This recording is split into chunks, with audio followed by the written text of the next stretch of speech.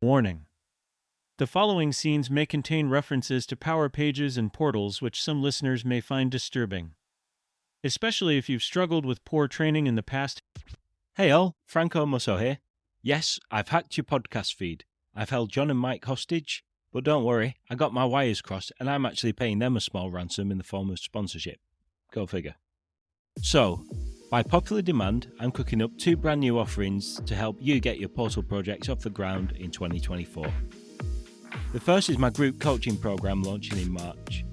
Join me and a cohort of other budding portal makers for live coaching sessions, weekly live training, office hours, Q&A, and surgeries. I'll guide you through the process from zero to launch, all at a fraction of the cost of hiring a freelancer or a contractor. It's like having a trusted partner on hand, helping you avoid the pitfalls, saving you a ton of money, headache, and time. Plus, you're bound to learn lots from others in the group as we discuss their experiences, challenges, and solutions. To apply, head on over to francomusso.com/group-coaching. You can now take your fingers out of your ears and enjoy the awesome that is Sprint Zero. Hello everyone and welcome to Sprint Zero podcast. My name is John Russell and I'm here with my co-partner crab in crime, Mike Gowland. So hello Mike, how are you? Hello, Mike. Today we are joined by James Connelly. James is the multidiscipline technical lead at Network Rail, where he is responsible for defining strategy, governance, security and delivering solutions for or on the Power Platform, including Power Apps and Power Automate, which technically enables and delivers enterprise-wide Power Platform solutions to over 40,000 people. Welcome, James, to the podcast. How are you doing?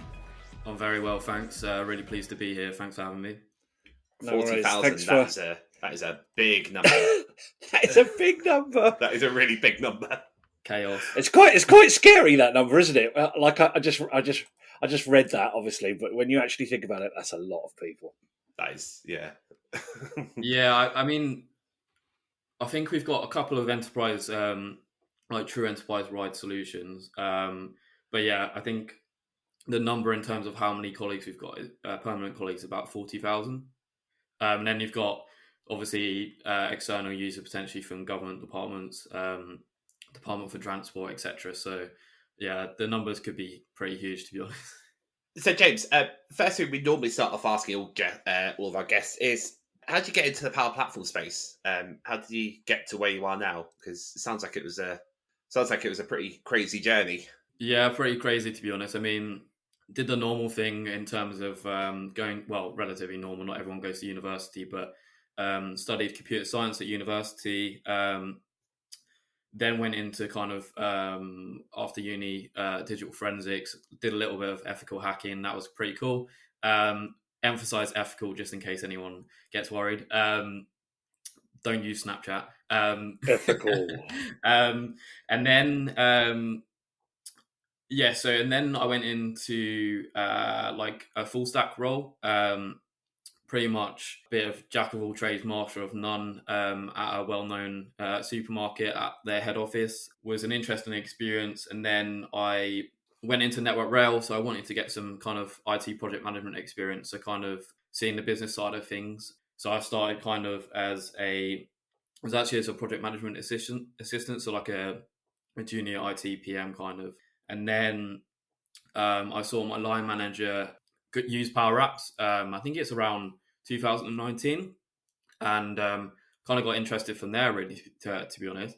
Kind of since then, I think it was 2020, myself and 2 apprentices kind of, we joined the team that we're in now. So in central IT, basically, in the team called the Digital Factory. And it was a case of, here's Power Platform, what can you develop on it?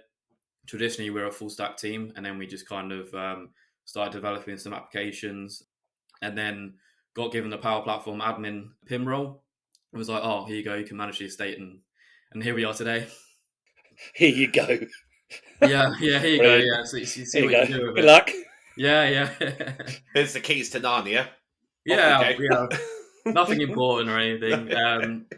But I like to see the positive side of that SecOps and co kind of trust us. So yeah, to be honest, really thankful. It's given me a career that I really enjoy. Full stack world was good, but really enjoy Power Platform and low code dev. And I guess here I am today, kind of running the estate for Network Rail, defining strategy, and we've got a great pro dev team as well. Shout out to Ben Afton, who was an apprentice in 2020, who I would say mentor, but he kind of upskilled himself, and he's gone from an apprentice to a low code dev to now basically principal Power Platform engineer at Network Rail. So nice. Shout out to Ben. So you mentioned that you dabbled in a bit of ethical hacking. Have you got any interesting stories from that time? Because I love a good ethical hacking story. Yeah, I mean, I'm just a bit wary, not that it would ever happen, but if people in black suits and black coats start knocking my door down, no, I'm only joking. Sorry, I don't own any suits, so you're fine. Well, I do, but they're not black. A lot of it was actually kind of like reverse engineering applications. So when Snapchat, Uber, etc. came out, a lot of it was trying to suss out if the kind of functionality that they claim to have was actually true or not. So like Snapchat, for example, at the time claims that your images and chats would get deleted. That wasn't the case. Not sure if it is now. Don't want to get myself in trouble for saying anything I shouldn't, but it was pretty cool experience there. So yeah, a lot of it was reverse engineering, few hacking kind of situations, ethically, of course. Happy to have them conversations over a fruity gin one time. I can make that arrangement. That's no problem. Have you ever heard stories about the physical penetration testers? Yeah. The guys who actually, so rather than just trying to break into your network or break into your application, they actually try and break into your building and get to your server rack. Some of those stories are... I mean, that sounds like a really dodgy title. That's not something I'd be putting on LinkedIn. What do you do at the weekend? Physically did some penetration testing? Yeah, I mean, it was quite a surreal experience, to be honest, because, I mean, at the time I was still, technically a student. So I went to like the Home Office building in Marsham Street, I think it is. And I ended up having a higher security clearance than the head of the Met Police digital forensics team. So I had to escort him round. And I was a student. It was a very surreal kind of experience. But I'm really grateful for that. Yeah, nice. So we mentioned that 40,000 figure at the start in your intro.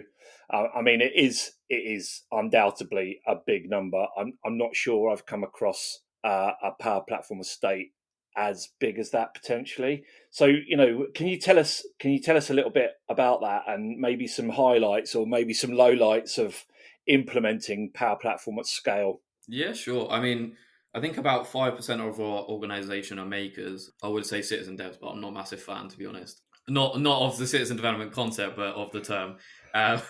So yeah, we love citizen development. I just like to call them makers, I guess. So yeah, I mean, I think we have about 13,000 monthly active users, so people who launch Power Apps a month. So the 40,000 number is kind of like, that would be, I guess, the largest kind of number that could ever consume in a month. So yeah, I guess highlights, let's start positive. I mean, we're not massively known for innovation at Network Rail, I think it's fair to say, but we had a 40,000 user rollout recently for like a safety event reporting application. We used the wrap feature to deploy the app as a .ipa file to iOS devices via Intune, our IMDM tool. We proved the concept a couple of years ago, so I think we were the first organisation in the world to actually get that working. So I think that's probably a high. Considering Microsoft's lack of documentation at times, we managed to crack that. So yeah, really happy with that, to be honest. I think another high would be, it's quite a unique opportunity, the Power Platform, to kind of bridge the gap between IT and the rest of the business and enhance our reputation.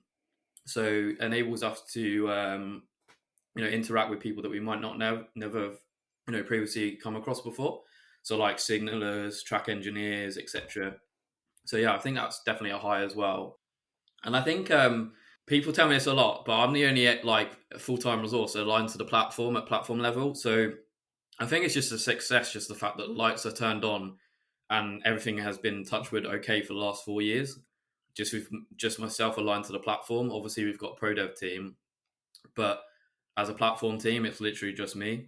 So I'm hoping to improve that and actually build out a team in the next financial year. But yeah, and I think also the apprenticeship scheme as well. I mentioned Ben. Every one of our low-code developers is a former apprentice. Oh, that's Yeah, amazing. apart That's from really one. good. So yeah, really successful apprentice and grad scheme that we utilize.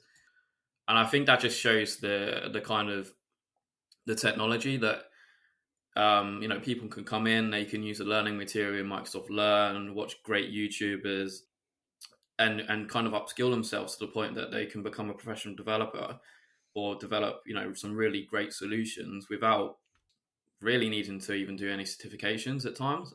No disrespect to the PL series. I think hands-on experience is always really great. Yeah, I totally agree with you on that one. And like obviously it's going back to that number. It's a big number, and like you touched on there, you've got access to quite a lot of, I would say, quite intense and ingrained subject matter experts. Whether that's people maintaining the trains, people doing signalling, all that kind of thing. So I would imagine that people at Network Rail are kind of at Network Rail for a long period of time. Would that be kind of correct to say? Yeah, I think it's a place to have a really great career and varied career, to be honest. Yeah. Obviously, no job is safe, but I think it's it's a nice place to work, interesting work. People are great, so the fact that this technology has now come in can kind of hopefully enhance their working lives further. Yeah. And how do you get those? How do you get those subject matter experts on board? Because in my experience, the people who have been in a role or in a career for a longer period of time might be less approachable when it comes to change. So how do you get them? How do you get them on that journey with you, or your team with you? I think it's just a case of just not forcing technology on people. I think realistically, not everyone is going to be a citizen developer or maker. That's a reality, I think. But if they want to be, then the tools are there for them. We run community events, hackathons. We've got a Power Rangers community, which a lot of people call them throughout, globally, I guess. But yeah, just giving them the tools they need and just not force things on them, and demonstrate how their industry can benefit with the technology, I guess, rather than just forcing it. Yeah, and I think that's key, isn't it? Coming back to the bit that they're passionate about, and once they realise that actually they can make that kind of passion even greater by augmenting it with the Power Platform. That's when you've got like proper buy-in. Yeah. Have you had any lowlights then at that kind of scale? I know we talked about the highlights, but anything maybe a bit. I would say, can I guess at one? Licensing? Maybe? Oh, how did you get it? Oh, the funny feeling. Yeah, go and have a look at the licensing book. No, I'm not doing that. No. It's I think I'm relatively active on LinkedIn at times. I think anything that has a licensing guide that's over 30 pages probably shows that the model's maybe not fit for purpose at times. So trying to articulate that to our makers is quite difficult. So yeah, quite a lot of support needed in that regard. Definitely licensing is always the elephant in the room. Probably on licensing is probably hearing that managed environments are a premium capability. I think having to spend money on properly securing and governing your estate is, in my personal opinion, ridiculous. Yeah, I agree with that. Yeah. So yeah, really hard to kind of get my head around that and also articulate that to senior stakeholders as well, because if you have to invest money on demonstrating that you've got the platform appropriately secured in order to actually go full premium, that's a backward step in my opinion. And probably I think the admin role is massively downplayed and kind of I'm working on a blog called Admin View just to try and give like us admins a bit more of a say, I guess, and just showcase what we do, because I think there's kind of it's difficult to articulate to people that quite a lot of resource and time needs to go into securing your estate and just keeping the lights turned on, let alone any innovation. And I think that kind of feeds into our next topic, actually. So there must be like a fine line between controlling what developers can and can't do in the environment. So using things like DLP policies to restrict what connectors that can be used together, that sort of thing. Is there a happy medium? What have you found for that? I mean, it's all about enablement, right? But it's like enablement safely. Yeah. I mean, you mentioned DLPs. If your DLPs are relatively tightly defined, I don't really have a problem with it, to be honest. I mean, I don't really think the Power Platforms really introduce anything new in terms of data. Like, people are always bunging stuff in SharePoint sites and lists and wherever else. I know Power Platform can be seen as an enabler of that, but I don't actually think that it's really made that problem too much worse. I mean, if I see something as an app that's storing data that I'm not happy with, I can quarantine it or disable or throw. You don't really have that control anywhere else that I've really seen. Yeah, that's a really good point, actually. Yeah, I hadn't really thought of it like that. Yeah, that's a really, really good point. Yeah, so is there have you got like a kind of set profile that you have for citizen developers, things that they can and can't do, like, or is there like somewhere that they can go to kind of onboard themselves a little bit? Yeah, we're just about to release our hub site, so that will be like our central repository. They can join our Power Rangers team site as well to find out information, learn from each other, join our community calls. So yeah, we're working on that a lot this year. A lot of our previous work has been on governance. So now it's just a bit more about best practice. We're looking at a kind of maker development pathway. So with badges and training paths and that kind of thing. Oh, that's awesome. That's really hopefully good. That's coming. We've had to kind of put a sticking plaster on things for now in terms of governance. But then hopefully when we can get some headcount, we can really push forward with a bit more kind of governance and best practice. Yeah, I mean, you could double down on the certification and actually tailor that certification to Network Rail or to the component parts, whatever department they're in, etc. So it does sound like you're definitely not winging it. Hey. What a segue! That is really good. I wonder Wonder what's coming. Yeah. So this is. Oh God! All right. The sound effects on this show. Jesus Christ. Shut up! Right.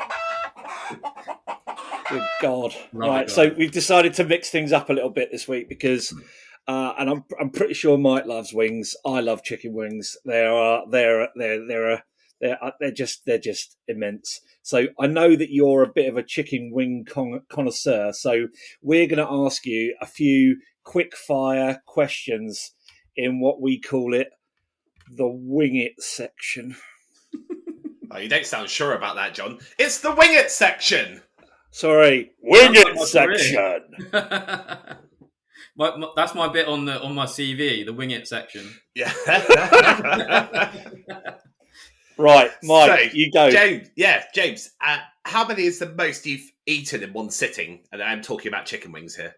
52, I think it is. Wow. Yeah. Jesus. Yeah. I was a big lad a long time. We'll get into that conversation maybe a bit later, but yeah. It's all right, James. Me and John are big lads as well. Yeah, don't worry about it. So John preemptively put in if this is under 10, so I can just ignore that. We don't need that one. Okay, so who the fuck eats under 10 chicken wings in one sitting? Honestly, yeah. What are the best wings you've ever eaten, and where did you get them from? And I'm talking top one. Yeah, I don't want Nando's. Top three. Not just Nando's. Top one. Not KFC. Yeah. Oh no! I mean, Chicken George, 100%. It's in Bedford and honestly, Nice. it's not even a question. I mean, that would be the place. The flavour would be, I think they're called honey maple sriracha. Unbelievable wing. Unbelievable. Followed closely by mango Rubicon. Right. Nice. John, outrageous. Sprint Zero on the road to Bedford. Yeah, okay, I mean, it's got to be. I think I would love to do my own podcast there and call it Chicken and Admin or something like that. Just getting other admins and tech leads just to have a conversation over some chicken. The admin wing. That's a really good. Yes. That's a really good idea. Yeah, I'm not far from you, actually. I'm like just south of Milton Keynes. Honestly, not far away. I have well, not in works time, but I have many meetings in Chicken George. Not dates, meetings. Well, unless you're with Chris Huntingford, right? That's a date. Yeah, that's a whole different scenario, that one. But Is it true you had to help him cross the road? Cross the road, get a taxi. I mean, he obviously this was outside of works time, but he It's okay. I'm his handler, so I've been there, done that. I've got the t-shirt. I gave up. Yeah, I mean, so he got a tattoo done the same day, and we went for chicken afterwards at Chicken George. Shout out Chicken George. Let me know if you want to sponsor me during the London Marathon in 5 weeks' time. And I'm only joking. It's a special place for me. I think last year I spent about £700 there just on takeaway alone, which kind of shows that. I mean, when you compare that to previous relationships I've been on, I think I've invested more into Chicken George than I have previous relationships. I'm not sure if that shows my commitment to Chicken George or chicken, or the fact that my dating history and relationship history is tragic. Maybe a bit of both. It might show you have a vendetta against chickens. Yeah, well, all that. Yeah, I mean, I like eating them. No disrespect to anyone that doesn't, but yeah. So James, what is your method for eating chicken wings? What's your routine? Just got to go all in, really, haven't you? I think the more you think about it, the longer it's going to take just for you to just taste the chicken. So just go for it, I think. Do you know what my routine is? I just stick the whole thing in my mouth. I just use my teeth to just rip the meat off. And just that's what I do. I could do those eating challenges. Yeah, you got to go full savage mode, I think. Otherwise, it's not part of the experience. The messier you are, the better it is, I think. But just going back to Chris, one story about him and Chicken George. He got a tattoo done. Then we went for chicken.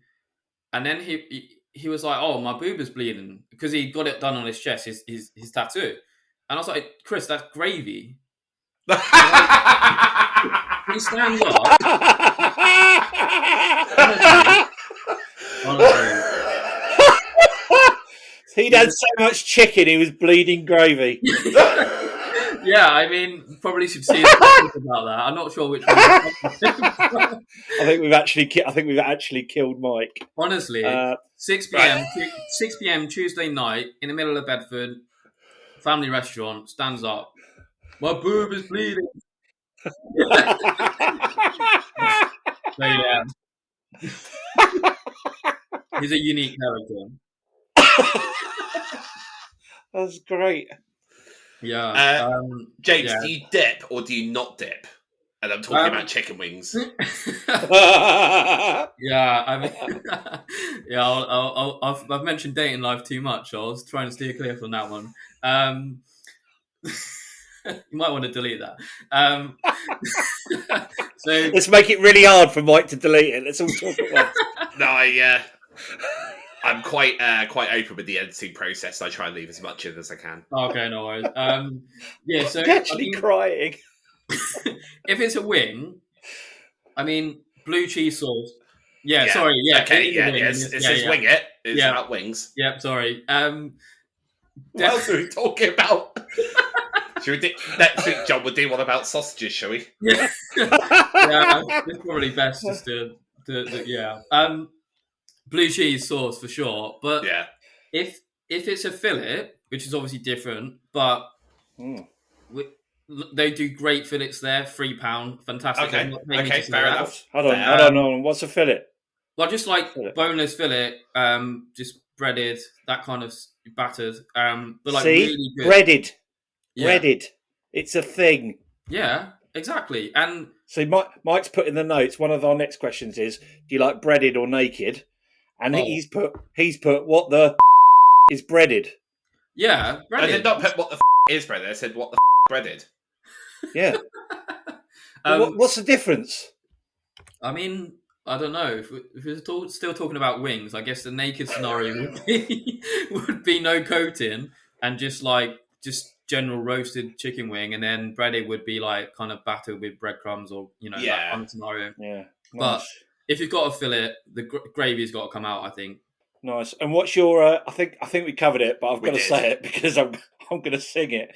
What's your favourite flavour? Tell me what's your favourite flavour.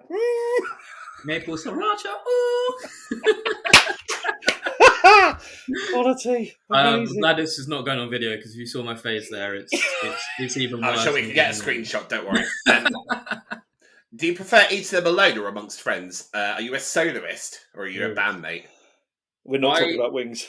Do you go it alone or do you go in as a team? Oh, the more the better, to be honest. Yeah, the more the merrier. I think. I think Chicken George has a special place to me.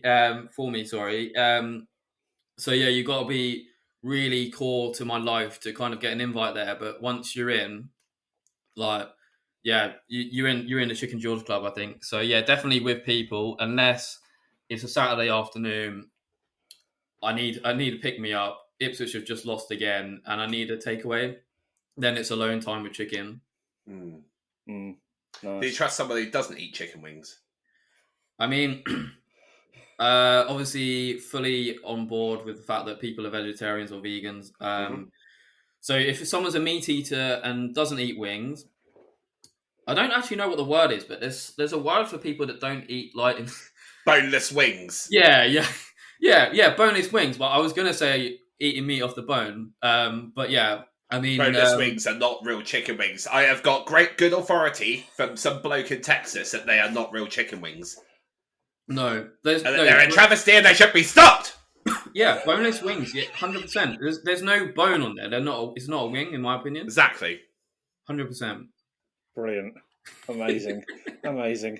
So yeah, thank you very much for that part. Now we're gonna change it up slightly, and hopefully the orchestra will come into sound and I don't know what the other word is. Vision. I don't know. Uncomfortable corner.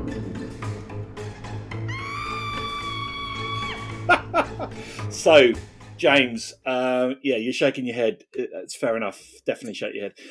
We have a section called Uncomfortable Corner. Mm-hmm. And when was the last time you felt uncomfortable, whether that's in or outside of work, and kind of explain how you felt and how you kind of got over that, etc. And you can't include the wing it section.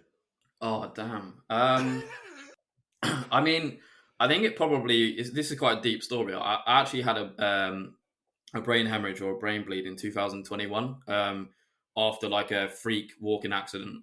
Nothing cool. Like I wasn't running away from from a date who I used to date and like really angry. It was literally I slipped on snow and ice, hit the back of my head. Just had a brain bleed basically. So yeah, I mean, I don't really know where to start, to be honest.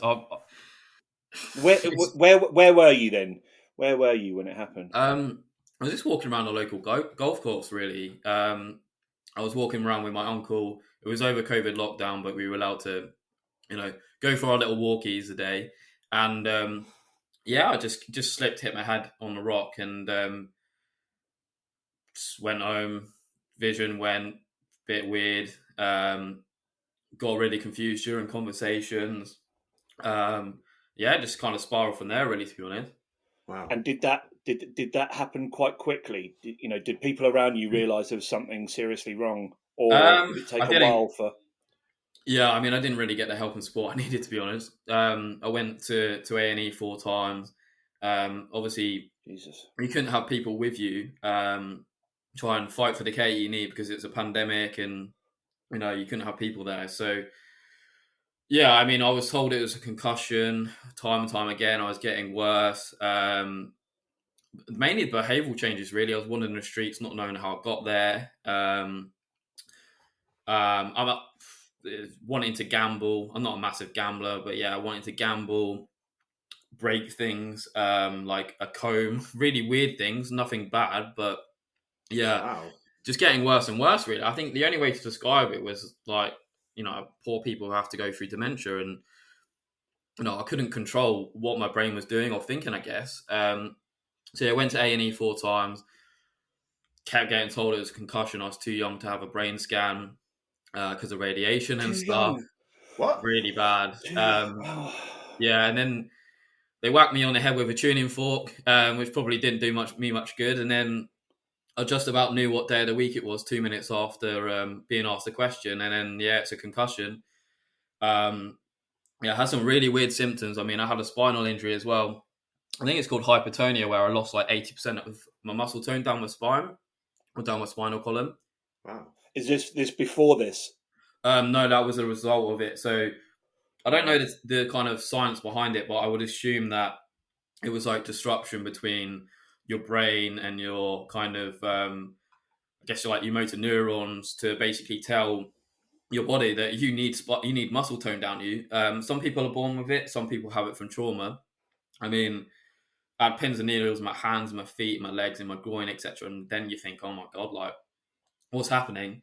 Couldn't stand upright. And even when I presented myself to medical professionals, it was like, oh, I just got a bad back. Fortunately, since then, it's kind of come back somewhat. But yeah, I still have some visual problems, memory problems. My vision's got a bit better. I had quite bad light sensitivity at the time. Still struggle a little bit with reading. But yeah, really deep story, to be honest. I'm not breaking up because of that. I mean, I've got a bit of a bad throat, but yeah, really, really bizarre situation. I think. Yeah. I think. I mean, sorry. Fair enough for talking about it on here, because it's Yeah. we really appreciate these kind of chats, and Yeah. also I think yes, everyone's life is kind of subjective to what they're going through, etc. But it kind of, the question at the start of this was, how do you deal with 40,000 people in Network Rail, and then you're talking about this, and it's kind of perspective, right? 100%. I think that's the thing. Like, without this, I think there's a fine line between arrogance and confidence. But I think that situation has taught me not to really be. Nothing phases me anymore. Like, I nearly died when I eventually got seen by a specialist and had the MRIs and the CTs. It was pretty much too late for them to intervene. So, I've come back from pretty much the worst thing that I'll ever have to go through. So nothing really bothers me in life, really, to be honest. Everyone says like each day is a blessing, and for me, to be honest, it's true. So I try and kind of articulate that to other people who are going through things. Like, everyone is affected by things differently, but if I can try and show people that if there's a little bit of light at the end of the tunnel, chase it, don't give up on it, and your life can get better. I mean, I had to go back to the start again, where I had to kind of teach myself how to read, not how to drive, but how to like read the roads and the situations on roads.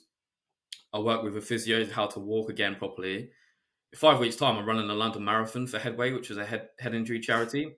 So, like, for me, it's a little bit of a hypothetical kind of middle finger to specialists, friends, family, etc., who did let me down. That this was real. It happened. I've got scans to prove it. I've come through this alone with the help of a couple of friends and some great specialists, and like, I just want to make the most out of the life that I've got now. I'll never be the same person again. But to be honest, part of me is kind of grateful that it's happened, because it's opened my mind up. Like, I would love for it to not have happened, for the trauma, etc., and to be 100% again. But I know that's not going to happen. But I think you have two choices, and I'm not saying this didn't happen, but you can lay in bed and cry about the cards that you've been dealt with in life, and still, have that situation to deal with, or you can just make the most of it and try and get the most out of life and the most of what you have got left. And for 6 months maybe, I was that person who was really upset and no idea what my future would bring.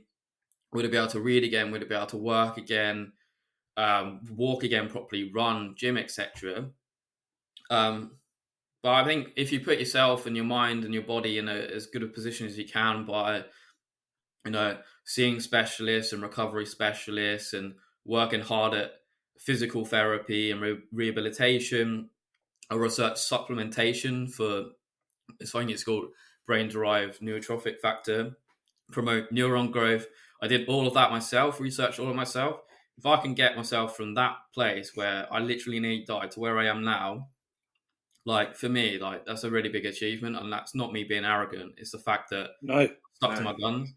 and it's not really an easy subject either. No. We're talking about the human brain. Mm-hmm. Yeah, I mean, I really, and I think Mike obviously, chime in as Absolutely. well. But I Yeah. really appreciate you talking That's about it.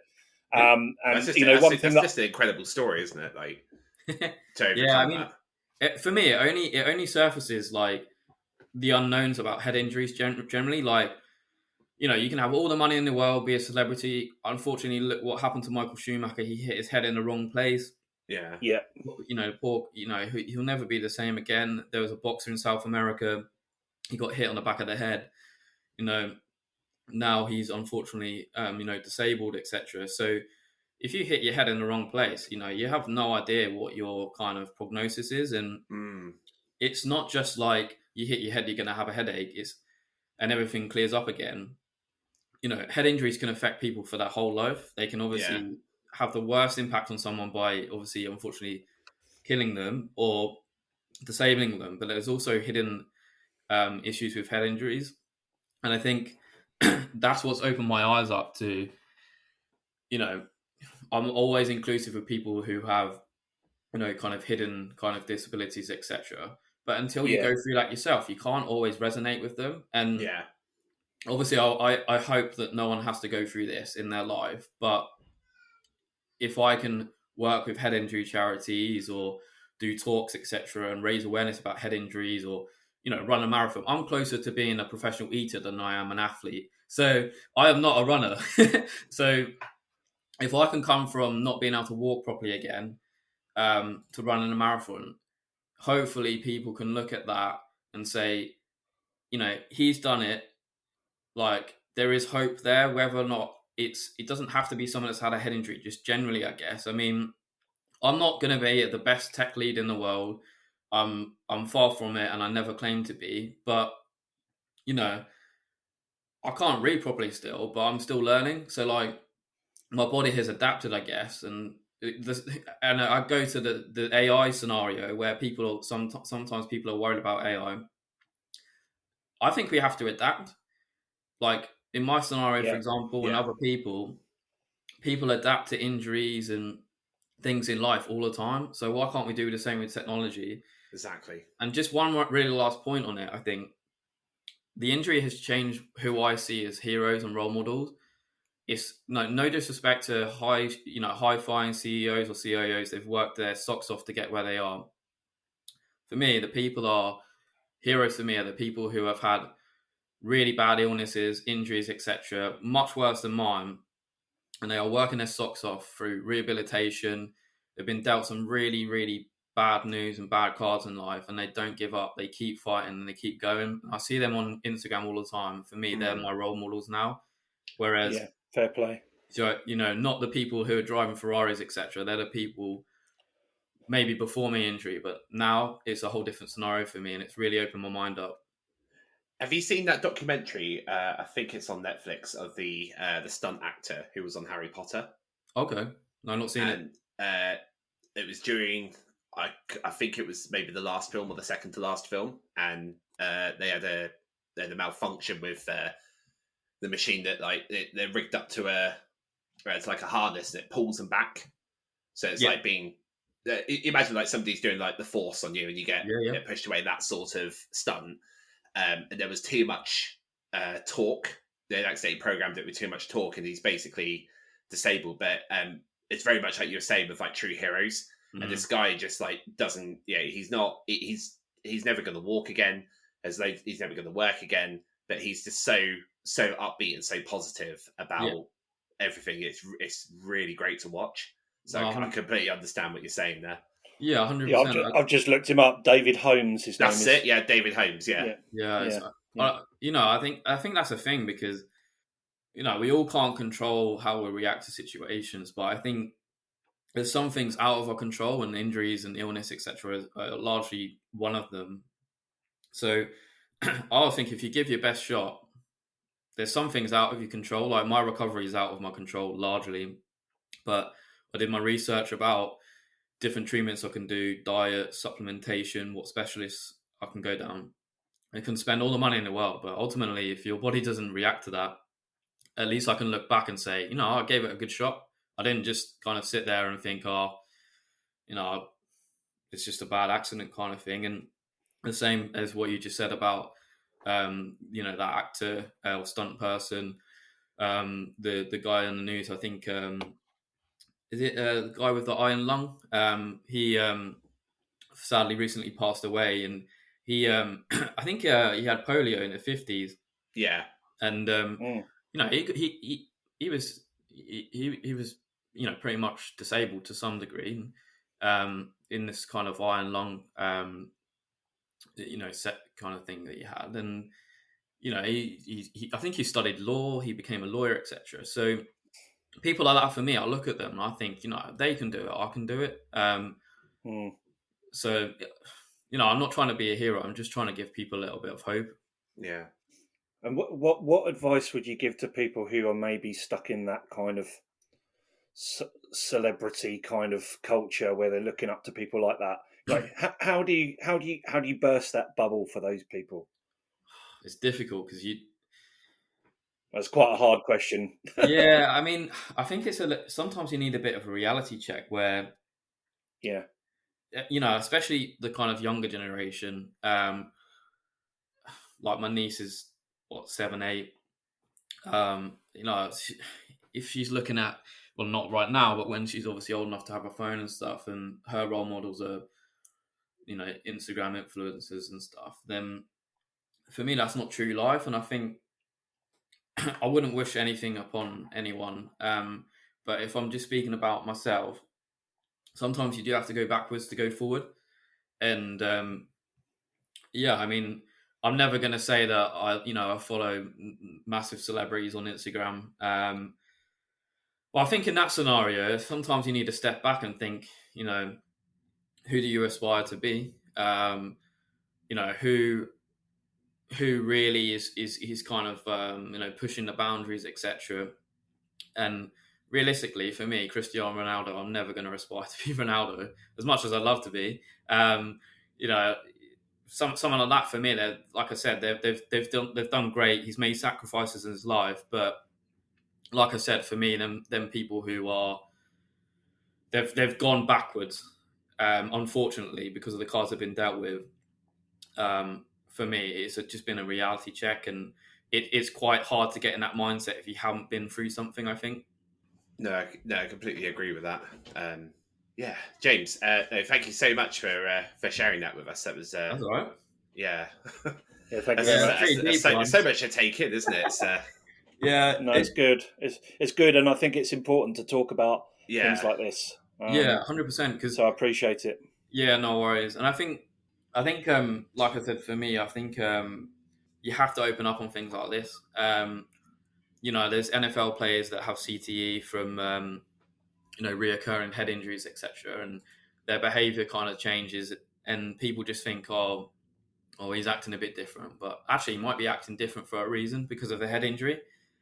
Same with rugby players, etc.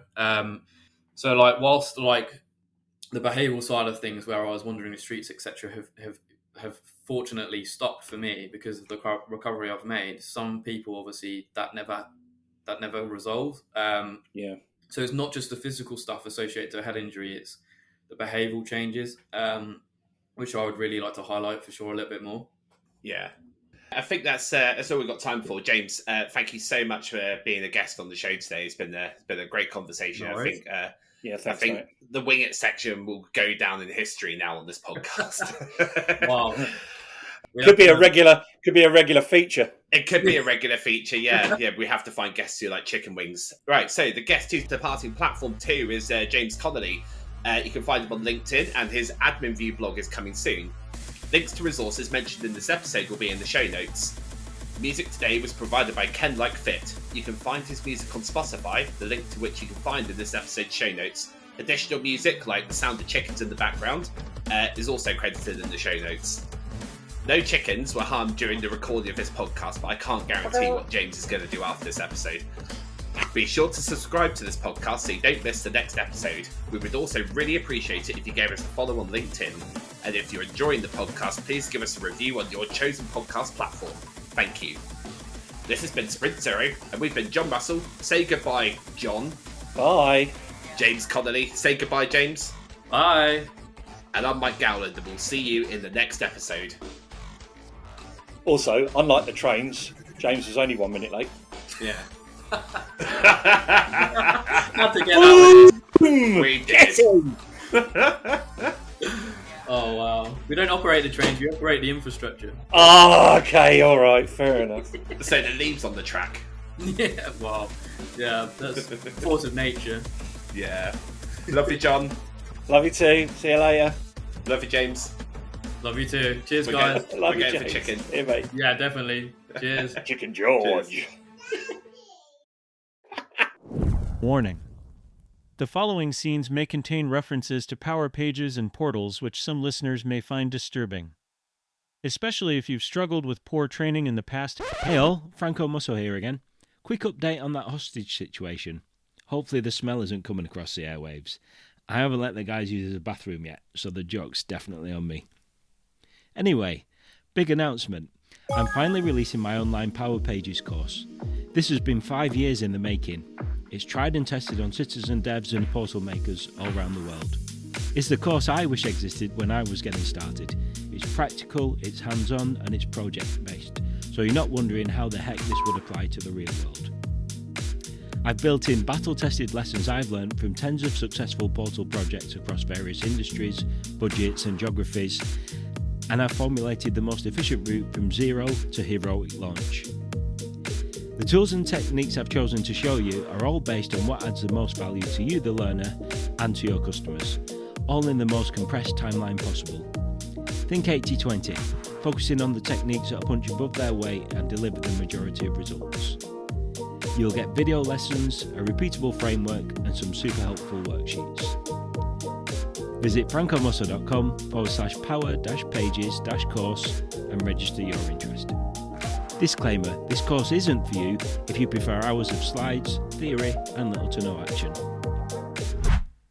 You can now take your fingers out of your ears and enjoy the awesome that is Sprint Zero.